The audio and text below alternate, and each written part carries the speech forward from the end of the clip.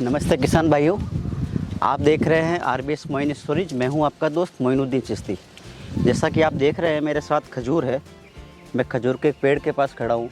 खजूर यानी एक स्वादिष्ट फल जिसे हमारे देश में, हमारी दुनिया में एक अलग ही पहचान प्राप्त है।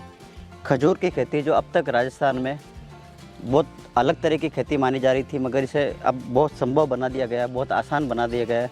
आज मैं काजरी में खड़ा हूँ और काजरी में खजूर की जो खेती है बिल्कुल पिछले कई सालों से कीर्तिमान रच रही है। आज आपको इसी खेती के बारे में कैसे की जा सकती है, इसके फ़ायदे क्या हैं, खजूर में कितना फ़ायदा होता है, यही बातें हम आज आपसे करेंगे।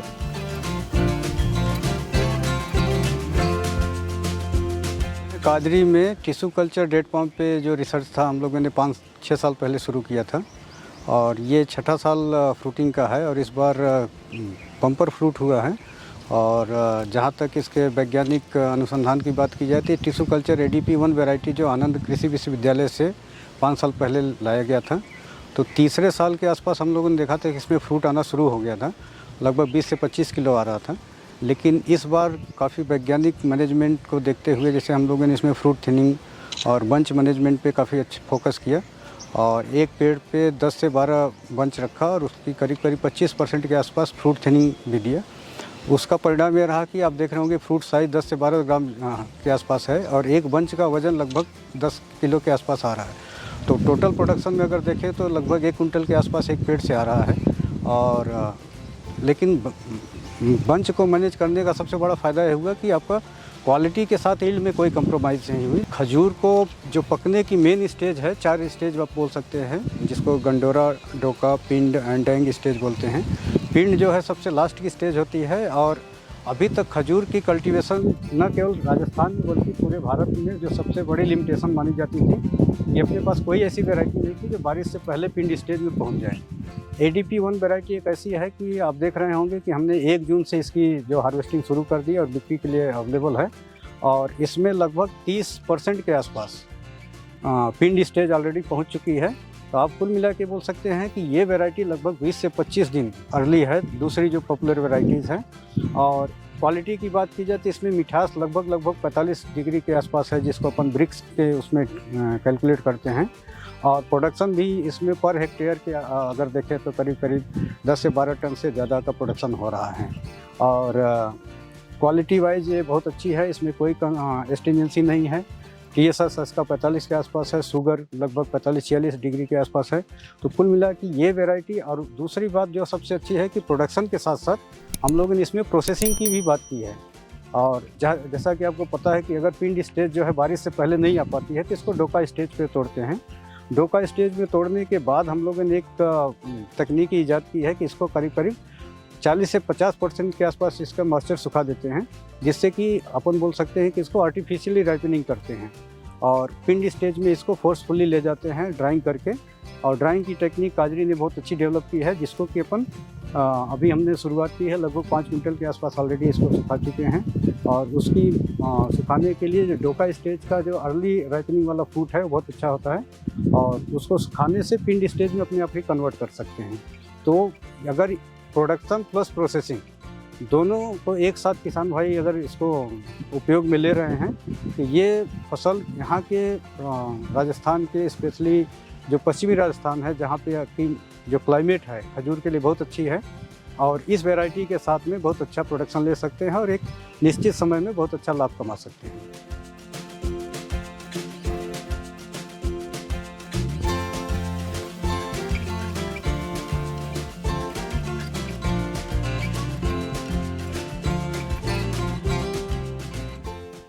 जहाँ तक किसान के खेत पे की बात की जाए तो हम लोग हमेशा रिकमेंड करते हैं कि प्रोडक्शन के साथ साथ 3 या 4 चीज़ें इसमें होती हैं जिसको कि किसान भाइयों को ध्यान रखनी चाहिए। एक तो है सबसे ज़्यादा पॉलिनेशन की, क्योंकि इसमें मेल और फीमेल प्लांट अलग अलग होते हैं। तो इसमें जिस तरह से आप देख रहे हैं कि ये फ्रूट लगा हुआ है, इसके पहले फरवरी में इसमें फ्लावर आते हैं जो सफ़ेद कलर के होते हैं और उस पर पॉलिनेशन किया जाता है फरवरी में। तो पॉलिनेशन एक बहुत बड़ा एस्पेक्ट है। तो किसान भाई अगर मेल और फीमेल दोनों का कम्बिनेशन रखते हैं तो प्रोडक्शन के साथ साथ जो पॉलन है उसको भी काफ़ी बिक्री करके एक फ़ायदा कमा सकते हैं। दूसरा है कि पौधे के तैयार करने की अगर बात करें तो इसमें टिश्यू कल्चर टेक्निक प्लस शक्कर, दो तरीके से पौधे तैयार करते हैं। शक्कर की बात करें तो इसमें जब लगभग बारिश के सीज़न में देखेंगे तो यहाँ से साइड से शक्कर आते हैं, जिसको मदर प्लांट से अलग करके एक नया प्लांट बना सकते हैं। और ये आपको अच्छी तरह से पता होगा कि खजूर का जो प्लांट है वो लगभग 5 से 6 हज़ार रुपये का एक प्लांट मिलता है अगर सब्सिडी न मिले तो किसानों को एक बहुत अच्छा आमदनी का जरिया हो सकता है कि अपने खेत पे भी शक्कर के थ्रू पौधे तैयार करके उसको बिक्री के लिए भी यूज कर सकते हैं या अपने खुद भी यूज करें। और एक शक्कर से जो पौधे तैयार होते हैं उसमें भी लगभग 15 से 2 हज़ार के आसपास एक पौधे से मिल जाते हैं और एक प्लांट पे 5 से 6 शक्कर हर साल आते हैं। इसका मतलब 10 से 12 हज़ार रुपये जो है किसान उससे भी पैदा कर सकते हैं। दूसरा, जैसे मैंने बोला कि अगर इसको लगाएंगे तो तीसरे साल से इसमें फ्रूट आना शुरू हो जाता है। और एक हेक्टेयर में अगर खर्चे की बात की जाए तो पहले साल 4 से 5 लाख के आसपास आता है। जैसे मैं बोल रहा था कि 3 साल के बाद किसानों की जो लागत है कम से कम उसकी 50% के आसपास रिकवरी हो जाती है। और 5वें साल इसमें एक पेड़ से लगभग 1 कुंटल के आसपास फ्रूट आना शुरू हो जाता है उपज। और अगर बाज़ार भाव के हिसाब से भी देखें तो लगभग 6 से 7 लाख रुपए एक हेक्टेयर से उसकी आमदनी आराम से किसान कर सकता है।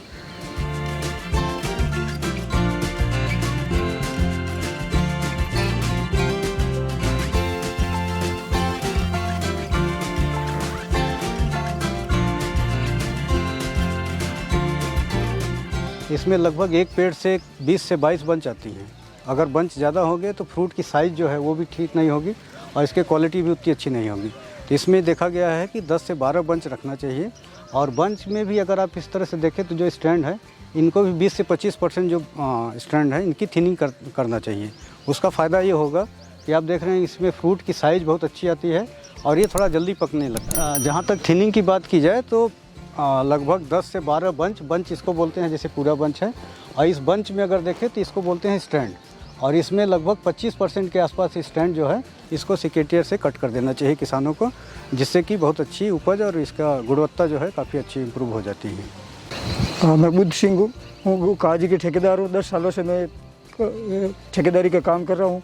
2-4 ठेके मेरे और लिए हुए खजूर के, उसमें से काजरी की जो आनंद वैरायटी है सबसे लोकप्रिय है, बहुत अच्छी क्वालिटी है और इतनी मिठास है, दूसरे में मिठास नहीं है, बहुत अच्छी क्वालिटी है सर।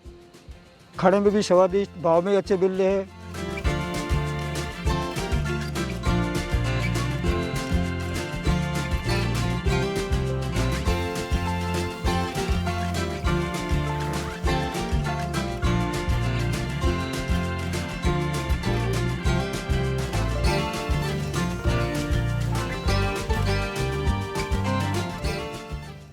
ये पौधे पिछले 4 साल से बहुत अच्छी पैदावार दे रहे हैं और इसकी विशेषता ये है कि जो किस्म ADP1 है ये टिश्यू कल्चर के द्वारा बनाई गई है। और इस किस्म की जो सबसे बड़ी खूबी है कि बरसात आने से पहले ये वैरायटी पककर तैयार हो जाती है। क्योंकि खजूर में सबसे बड़ी समस्या कई बार ये आ जाती है कि अगर फल पकने के बाद बरसात उस समय आ जाती है तो फल उसमें सड़ जाते हैं और उसकी गुणवत्ता पर विपरीत प्रभाव पड़ता है। जो वातावरण की आवश्यकता है खजूर के लिए, इसमें पानी चाहिए, खारे पानी में भी अच्छी हो जाती है, लेकिन गर्म तापमान इसके लिए अच्छी फसल के लिए, अच्छी गुणवत्ता का फसल पकने के लिए ज़रूरी है। इसी वजह से ये जो वैरायटी है पश्चिमी राजस्थान में बहुत ही सफल रही है ADP1। अगर इसकी सीधी हम इकोनॉमिक्स कैलकुलेट करें तो 1 हेक्टेयर में लगभग हम 155 के आसपास पौधे लगाते हैं और अभी लगभग ये एक पौधे पर लगभग 100 किलो तक इसमें पैदावार ली जा सकती है। और मार्केट में अगर हम 50 रुपये का भाव भी लगाते हैं तो लगभग 1 हेक्टेयर में 1 साल में 7.25 लाख रुपए की इनकम किसान इस वैरायटी के कल्टीवेशन द्वारा कर सकते हैं। इसके साथ साथ हमारी संस्थान ने एक और नवाचार इसमें लागू किया है। इसी साल से हम कच्चे फल बेचने की बजाय उसमें वैल्यू एडिशन करके सोलर ड्रायर जो हमारे पास अवेलेबल हैं उनसे ड्राई करके इसके अलग अलग व्यंजन बनाएंगे और उस व्यंजन के माध्यम से इसी खजूर के ताज़ा फल को हम सन ड्राई करके बेचेंगे, जिसकी वजह से किसान अपनी एक्स्ट्रा इनकम एक तरह से लगभग 40 से 50% और अधिक मुनाफा इसी फसल से पैदा करके मुनाफा कमा सकता है। और आने वाले समय में अभी पश्चिमी राजस्थान में इस फसल का विस्तार हो रहा है। बाड़मेर में बहुत अच्छी पैदावार आ रही है, जैसलमेर में बहुत अच्छी पैदावार आ रही है और साथ साथ जोधपुर के अंदर भी अच्छी पैदावार है। तो आने वाले समय में जो शुष्क रेगिस्तान की खेती जो लगभग बहुत सीमित फसलों के रूप में जानी जाती थी, अभी यहाँ पर खजूर के रूप में बहुत अच्छा ये परिणाम मिल रहे हैं। यदि आप पहली बार आरबीएस मोइन स्टोरेज पर ये वीडियो देख रहे हैं या किसी भी कारण से आप पहली बार आरबीएस मोइन स्टोरेज पर आए हैं तो हमारे चैनल को जरूर सब्सक्राइब करें, क्योंकि हम आपके लिए ऐसे इन्फॉर्मेटिव वीडियो लेकर आते रहते हैं। बने रहिए हमारे साथ। धन्यवाद।